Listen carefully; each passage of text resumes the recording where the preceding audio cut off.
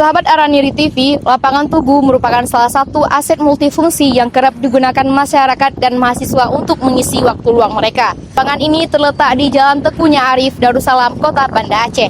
Lapangan ini dihimpit oleh dua kampus besar, yakni Universitas Islam Negeri Araniri Banda Aceh dan Universitas Shah Kuala.